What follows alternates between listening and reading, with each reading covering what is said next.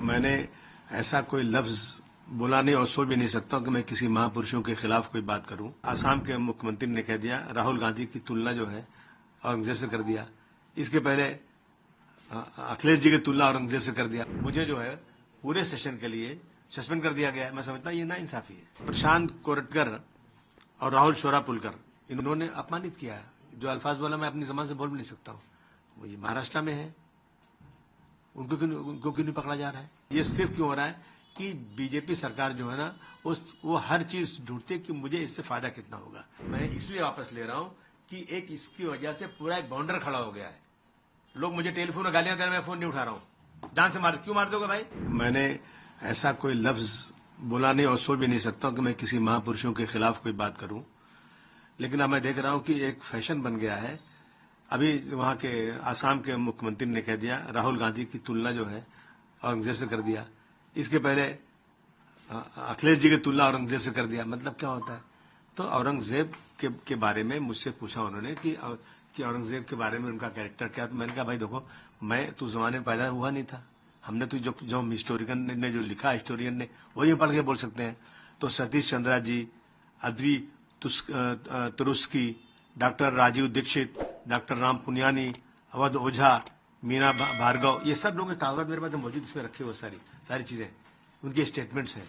जो स्टेटमेंट्स हैं मंदिर के बारे में, जो डेवलपमेंट के बारे में, मैंने वही बोल दिया कि भारतवर्ष का उसका जीडीपी बहुत अच्छा था और जो है उन्होंने मंदिरों को दान भी दिया है। जो लिखा है इसमें, ऐसा नहीं मेरी मर्जी से, इसी तरह की स्टेटमेंट मैंने दिया और चला गया मैं। अब इससे एक बात यह है कि आपने महापुरुषों को अपमानित किया। इसमें अपमान कहाँ हुआ कि मैंने कैसे अपमान किया? मैं कभी जिंदगी में महापुरुषों का अपमान कर ही नहीं सकता हूं। मैं खुद ही हूं, असेंबली में कई बार मैंने खड़े होकर बोला है कि साहब जो लोग भी किसी महापुरुष का अपमान करते हैं उनको छोटा मोटा नहीं 10 साल की सजा होना चाहिए, क्योंकि फैशन बन चुका है ये अपमान करने का। तो मैंने कहा किया। अब उसके ऊपर मुझे जो है पूरे सेशन के लिए सस्पेंड कर दिया गया है। मैं समझता हूँ ये नाइंसाफी है।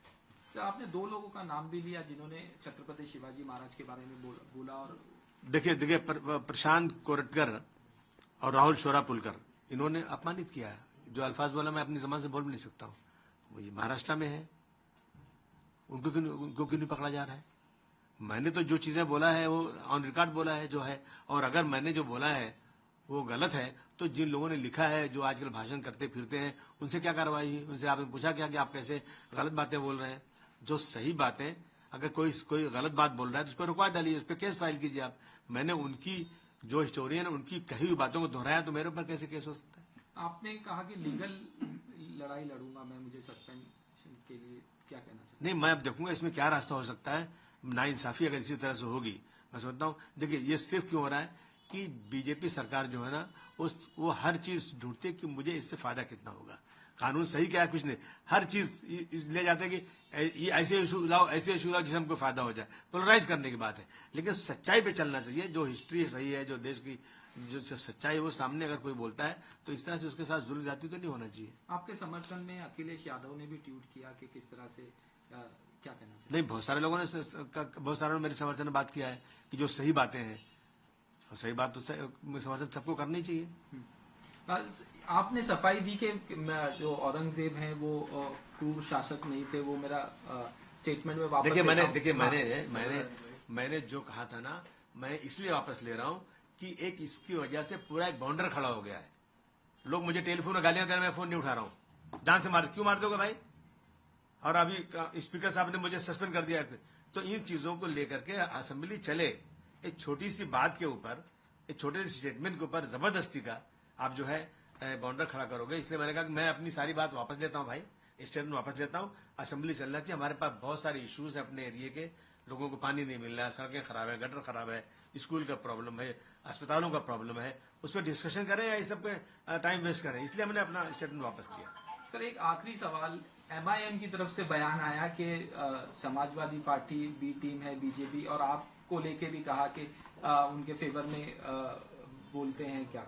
तो मतलब इसका मतलब हम काम करना छोड़ दें, हम असेंबली जाने बंद कर दी, ये काम ही बंद कर दें अगर इस तरह के इल्जाम लगाएंगे लोग। मतलब इसका मतलब अगर मैं बीटी हूँ और ये टीवी वाले जो मुझसे आगे कुछ सवाल कर रहे थे या ऑर्गेनाइज किए गए थे बीजेपी की तरफ से, मेरी तरफ से, आप इंक्वायरी कर लो, मेरी ब्रेन मैपिंग कर लो, क्या सही क्या गलत है। फालतू बातें सब है। आपने कहा कि तबीयत भी खराब थी इसीलिए असेंबली नहीं गए और आज इस तरह से नहीं नहीं, देखिए असेंबली तो मैं कल तबीयत खराब फिर भी असेंबली जाता मैं, लेकिन इतना हंगामा था कि लोगों ने कहा मत आइए आप। और आज जो है जैसे असेंबली शुरू हुई वैसे सस्पेंशन का ऑर्डर आ गया। आपको धमकी दी जा रही है, केस भी हो गया आपके ऊपर। हाँ, दो केसेस भी हो गए। किस लिए केस हो गया? गलती क्या मेरी है? मैं दुनिया से पूछना चाहता हूँ मेरी गलती क्या है? मैंने हिस्टोरियन के जो हिस्ट्री में लिखा हुआ है, जो इनके बयानात हैं, जो जाकर चारों तरफ भाषण करके लोग बोलते हैं, वही बातें मैंने दोहरा दिया। वो आजादी से घूमते हैं, उनकी किताब पे कोई पाबंदी नहीं है, और मैंने वही बात बोल दिया तो मेरे ऊपर केस।